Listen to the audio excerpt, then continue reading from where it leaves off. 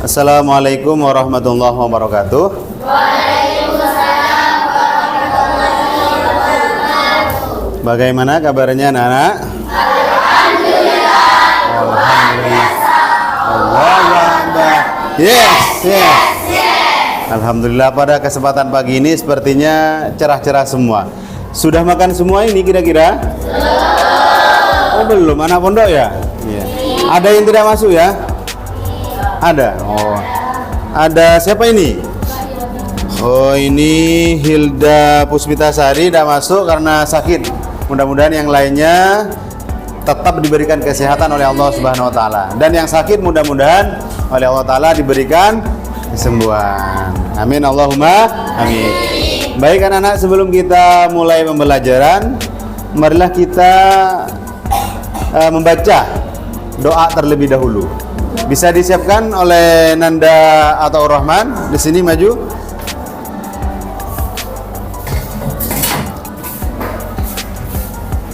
Siap, gerak. Sebelum mulai pelajaran, marilah kita membaca doa. Doa ini. Bismillahirrahmanirrahim. Ayo.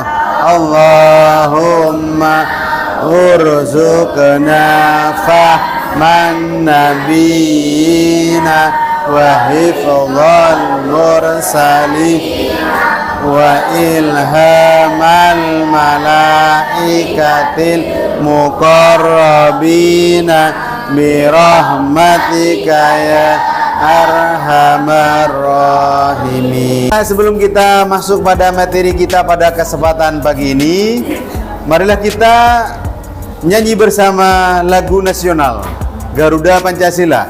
1, 2, 3. Garuda Pancasila, akulah pendukung. Ayo semangat dulu. Patriot proklamasi, sedia berkorban untukmu. Pancasila dasar negara, rakyat adil, makmur santosa, pribadi bangsaku. Ayo maju, ayo maju, ayo maju.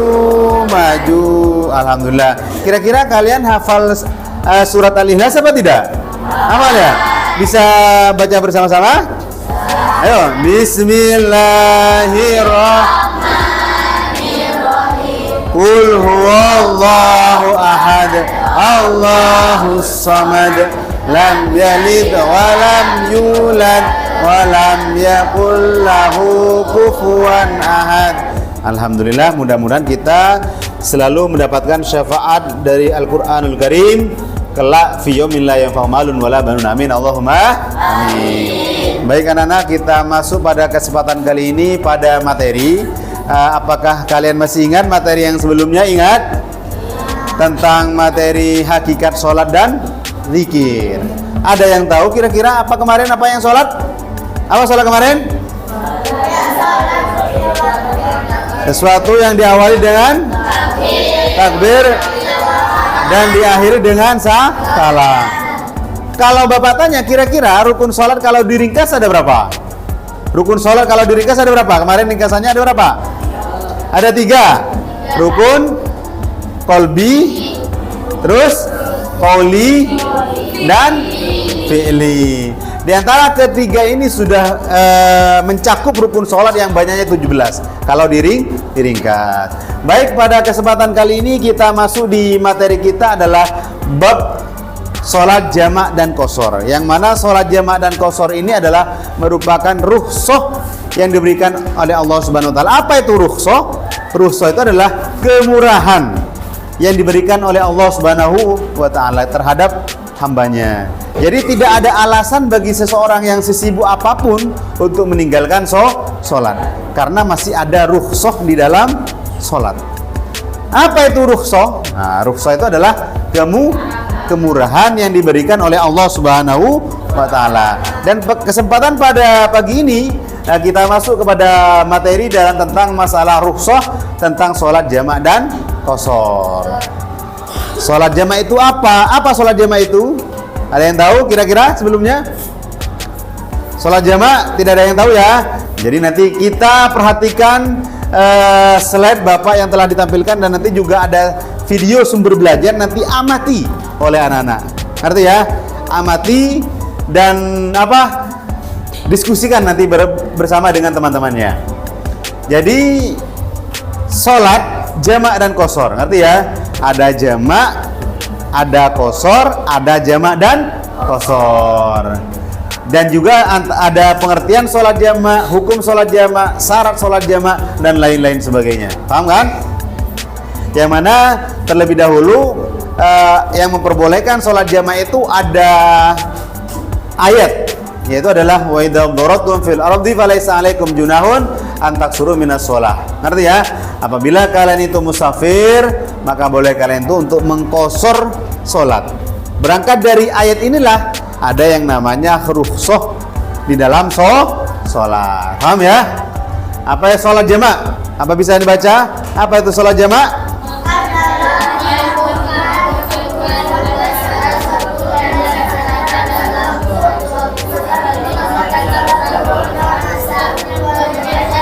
Ya, itu adalah sholat jamak, kan bisa dilihat dengan secara jelas. Kira-kira hukum sholat jamak itu wajib apa haram apa mubah?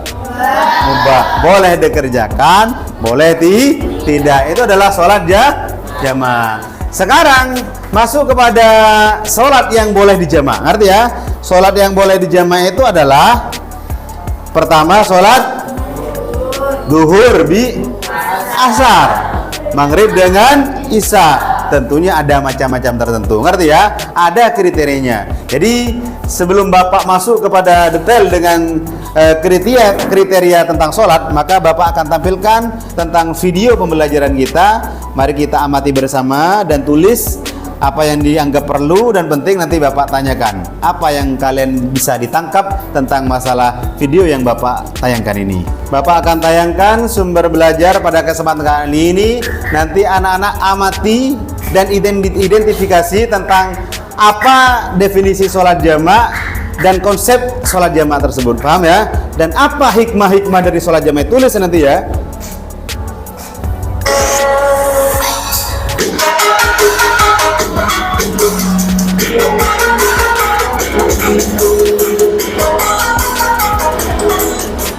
Assalamualaikum warahmatullahi wabarakatuh. Bagaimana kabarnya anak-anak? Baik semua? Alhamdulillah. Semoga Allah Ta'ala selalu memperlancar urusan-urusan kita, baik dunia maupun ukhrawi, sehingga kita bisa thalabul ilmi minal mahdi ilal lahdi. Amin ya rabbal alamin. Baik anak-anak, pada kesempatan kali ini Bapak akan menjelaskan tentang rukhsah di dalam sholat. Apa itu rukhsah? Rukhsah itu adalah sebuah kemurahan. Berarti rukhsah di sholat, kemurahan yang Allah Ta'ala berikan kepada musolli, orang yang mengerjakan sholat.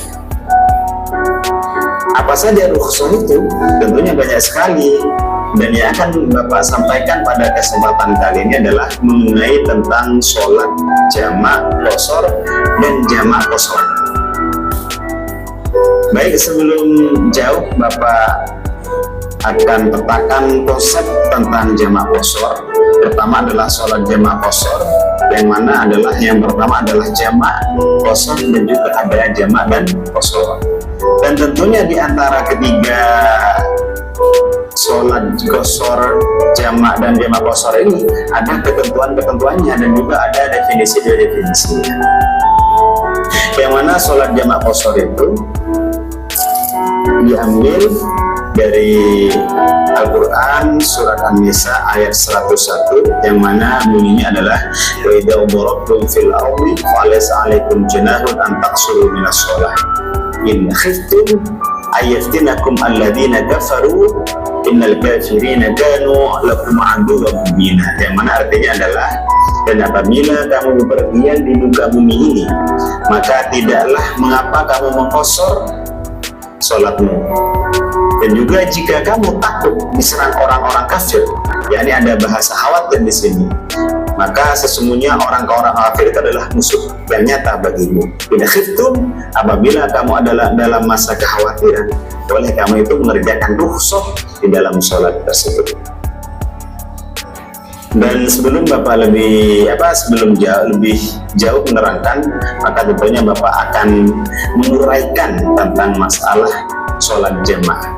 Kami mulai dari sholat jamaah terlebih dahulu, kan ada 3 ini, ada sholat jamaah, ada sholat qashar, dan juga ada jamaah dan qashar. Maka Bapak akan menerangkan tentang masalah jamaah terlebih dahulu. Dan berikut hukum-hukumnya. Apa itu adalah jamaah? Mengumpulkan sholat 2 fardu dan dilaksanakan dalam satu waktu. Seperti halnya kita mengumpulkan sholat zuhur dan sholat asar, dikerjakan di satu waktu. Bisa jadi dikerjakan di waktu zuhur dan juga bisa dikerjakan di waktu asar. Ini adalah dikatakan jamaah. Yang asalnya sholat itu sendiri-sendiri waktunya, zuhur ya di zuhur, asar di asar, maka boleh digabungkan. Ini adalah namanya sholat jamaah. Dan tentunya ada persyaratan-persyaratannya. Tidak semena-mena kita itu boleh menjamak sholat. Jadi kita itu harus ada harus ada alasan dan juga mengapa kita diperbolehkan mengerjakan jamaah. Di antara adalah yang boleh dijamak itu ada pasangan-pasangannya. Tidak boleh kita itu sumoro-moro memasangkan sholat ini dengan ini. Ada ketentuannya. Yani ketentuannya adalah kalau zuhur bisa dijamak dengan asar, dan kalau maghrib bisa dijamak dengan isya. Tidak boleh dibolak-balik. Artinya kalau asar dijamak dengan maghrib itu tidak bisa. Ada ketentuannya. Kalau misalnya kalian itu tanya, mengapa demikian? Maka dijawab dengan kaidah al-aslu la yus'al. Yang asal itu tidak usah dipertanyakan, itu adalah murni ketetapannya ditetapkan oleh Allah Subhanahu wa Ta'ala lewat dengan wahyunya dari Nabi Muhammad SAW.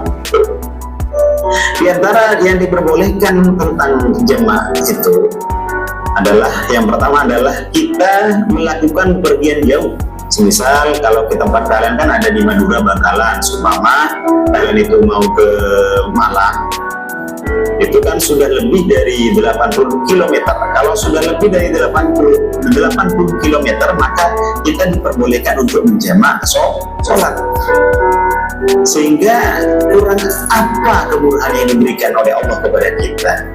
Sesibuk apapun kita, seumpama nanti semisal di hari ini seumpama kita ada mau pergi ke Malang dan lain sebagainya, nanti takut repot di sana, takut tidak menemukan tempat ibadah, tempat yang bisa dibuat sujud yang suci dan sebagainya, maka kita diperbolehkan untuk menjamak. Tapi jamaknya jangan di rumah loh, itu namanya jamak fil hador. Yang lebih mufakat ulama itu boleh ketika sudah keluar dari batas desanya, itu boleh menjamak gitu. Jangan dijamak di rumahnya, itu banyak ulama yang tidak memperbolehkan. Dan jamak itu ada rinciannya, ada yang namanya jamak takdim dan juga ada yang namanya jamak takhir. Apa itu jamak takdim? Adalah jamak yang asalnya sholatnya itu posisi di akhir, itu ditaruh di awal. Contoh, semisal kita itu mengerjakan jamak antara zuhur dan asar, asarnya kita taruh di zuhur, itu namanya jamak takdim. Kalau zuhurnya ditaruh di asar, itu namanya jamak takhir. Begitu pula maghrib dengan isya. Kalau anak-anak sekarang ini mau menjamak, menggabungkan sholat antara maghrib dengan isya, sholat isya ditaruh di waktu sholat maghrib, itu namanya jamak takdim. Kalau sholat maghrib ditaruh di sholat isya, itu namanya jamak takhir. Jadi kalau kita itu jamak, sholat dulu 4 rakaat, nanti dianya ada di belakang, sholat 4 rakaat, setelah itu berdiri lagi sholat yang berikutnya. Semisal yang pertama sholat zuhur, setelah itu assalamualaikum, sholat nambah 4 rakaat lagi jamak sholat asarnya. Ada yang tahu kira-kira Kalau saya tanya, ada berapa jamaah itu? Ada yang tahu? Dua. Apa saja? Jamaah takdim dan jamaah takhir. Kalau jamaah takdim itu adalah apa? Sholatnya itu ditaruh, sholat akhir ditaruh di depan atau di awal. Sumpama sholat duhur sama asar, kalau jamaah takdim bagaimana? Sholat asarnya ditaruh di duhur, itu adalah jamaah takdim. Kalau jamaah takhir gimana kira-kira? Sholat awal ditaruh ke yang akhir, itu namanya sholat jamaah takhir. Apakah boleh enggak kita itu menjamak subuh dengan isya? Boleh enggak? Apakah jamak itu ada kriterianya? Kalau duhur sama apa? Kalau duhur sama asar, terus kalau maghrib sama isya kalau jamak, ngerti ya? Tapi kalau kosor itu yang boleh dikosor hanya berapa sholat? 3. Apa saja? Duhur, asar, isya. Mantap. Maghrib apakah bisa? Tidak bisa kalau maghrib, karena maghrib itu 3 rakaat. Sementara kalau yang boleh dikosor itu adalah sholat yang 4 rakaat. Bagaimana kira-kira niatnya sholat kosor? Kira-kira usolli fardhu dhuhri qasron lillahi ta'ala. Itu niat secara ringkasnya. Jadi kira-kira kita boleh mengkosor itu kapan? Ketika kita itu musafir. Jaraknya harus jauh. Ngerti ya? Jaraknya harus jauh, sekitar 90 km. Kalau di rumah boleh nggak kosor kira-kira? Tidak boleh. Ngerti? Tidak boleh kosor. Baru ketika nanti kita musafir mau ke Malang seumpama silaturahmi dan lain sebagainya, boleh mengkosor. Paham? Ya. Baik anak-anak, itulah kegiatan pembelajaran kita pada kesempatan pagi ini. Jangan lupa ya, untuk minggu depan kita itu masuk tentang kepada sholat Jumat. Paham ya? Amati, nanti kita belajar di rumah, nanti kita biar enak nanti ketika Bapak mendiskusikan kepada kalian tentang masalah sholat Jumat. Ngerti ya? Jadi Bapak sekedar ulang kembali bahwasanya adanya sholat jamak dan kosor itu adalah merupakan rukhsah yang diberikan oleh Allah Subhanahu wa taala. Itu adalah dibuatkan untuk hamba Allah yang apa? Yang dalam waktu kesibukan. Oleh Allah taala itu diberikan kemurahan untuk mengerjakan jamak. Itu adalah baik itu jamak takdim maupun jamak takhir. Itu adalah di antara hikmah di antara hikmah adanya sholat jamak dan kosor. Masih banyak lagi. Rukhsah itu bukan hanya sholat jamak kosor. Bagi orang yang ada di pesawat seumpama gak bisa menemukan air dan lain sebagainya, dia boleh pakai tayamum. Itu adalah merupakan rukhsah. Ngerti ya? Bagi orang yang sakit tidak bisa ruku, tidak bisa sujud, bisa sholat dengan duduk. Itu adalah merupakan rukhsah yang diberikan oleh Allah Subhanahu wa taala. Sehingga bagi hambanya tidak ada alasan untuk tidak mengerjakan sholat. Ngerti? Semisal di waktu peperangan, sibuk dan lain sebagainya, ada yang namanya sholat khauf. Ngerti ya? Sholat khauf, ngerti ya? Dan ada kriteria-kriterianya tertentu nanti. Dan juga ada syarat-syarat tertentu. Alhasil dari apa yang disampaikan tadi itu adalah sesibuk apapun kita tidak boleh untuk melupakan kewajiban yang diberikan oleh Allah Subhanahu wa taala. Sekian, wabillahi taufik wal hidayah. Assalamualaikum warahmatullahi wabarakatuh. Waalaikumsalam warahmatullahi wabarakatuh.